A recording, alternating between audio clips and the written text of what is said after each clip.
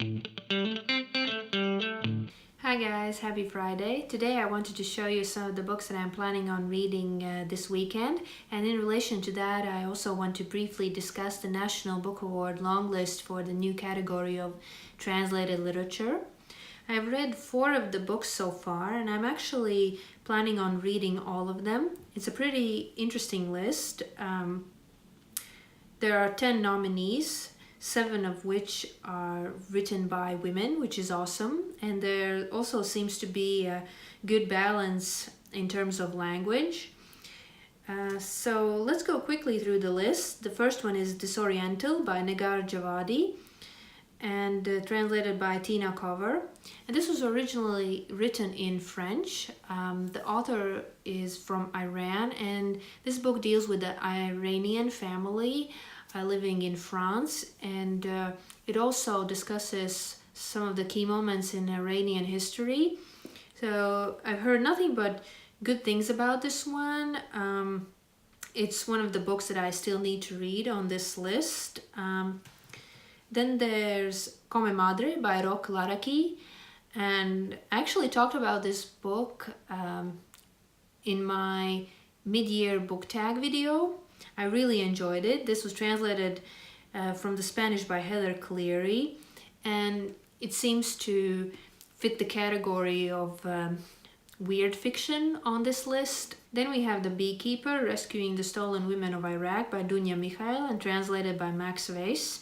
And this is a non-fiction book about a man who worked as a beekeeper and organized the rescue of Iraqi women that were captured by ISIS. And this is the only non-fiction title on this list. And while I think it's great that non-fiction in translation gets more exposure through lists like this one, I'm not quite sure if it's entirely fair to judge fiction and non-fiction together, because obviously you can't really apply the same criteria. So I'm not sure what the judges will decide, but I'm glad there is at least one non-fiction title on this list. Then we have One Part Woman by Perumal Murugan, translated by Anirudhan Vasudevan. I'm sorry if I butchered those names. This was originally written in Tamil and was apparently a bestseller in India. And it's about a couple that have trouble conceiving and the pressures that society puts on them to have a child. So it looks at the lengths that they go to have a child, and also the strain that this pressure puts on their relationship. The next one is Love by Hanne Orstavik and translated from the Norwegian by Martin Aitken. And this is a very eerie book about a mother and son that have recently moved to a rural village in Norway. And they are these very interesting characters that seem to inhabit their own little worlds and are almost unaware of each other. They do their own thing, and their interactions are very limited, and this book evokes this very strong sense of dread as they meet certain people, and it all takes place over the course of one day, and it's a very short but interesting read. I definitely recommend it. The next book is Wait Blink by Gunhild Øyhaug, and the subtitle is A Perfect Picture of Inner Life. And this was one of the books that I already owned before the list was announced. And it's another title that was translated from the Norwegian, this time by Carrie Dixon. And it sounds very interesting, although it's hard to describe and the blurb doesn't really give much away.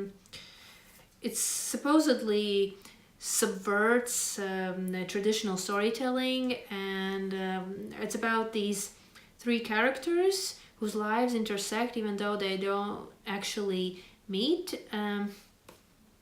It says it's a fable about what it means to own up to the intractable weirdness of being alive. So yeah, I just started this. I'm planning to read it over the weekend, and let's see how it goes. I'll report back. Then we have Trick by Domenico Starnone and translated by Jhumpa Lahiri. And this is an Italian book about a grumpy grandfather who's an illustrator who reluctantly agrees to look after his grandson for a couple of days while the parents attend an academic conference. And the story is basically this battle of wills between the grandfather and the grandson. And it's also a discussion on artistic talent and aging. It's a very good book, but I wouldn't say it was something mind-blowing. So I was actually surprised to see it on this list. The next one is The Emissary by Yoko Tawada and translated by Margaret Mitsutani. And this is published in the UK under the title The Last Children of Tokyo. And Yoko Tawada gained a lot of attention for her previous novel, Memoirs of a Polar Bear. And this one is a dystopian novel about a future Japan that has isolated itself from the world. And in this world,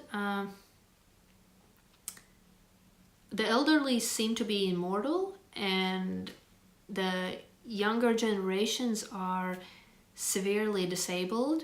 And at its core, it's about a great-grandfather taking care of his very fragile great-grandson. I only just started it, so I'll also report back on that one. The next book on the list is Flights by Olga Tokarczuk and translated from the Polish by Jennifer Croft.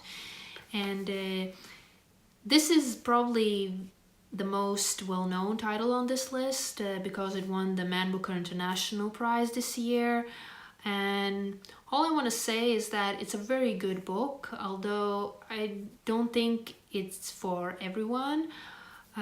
It's basically composed of fragments that are thematically linked to the idea of movement and travel.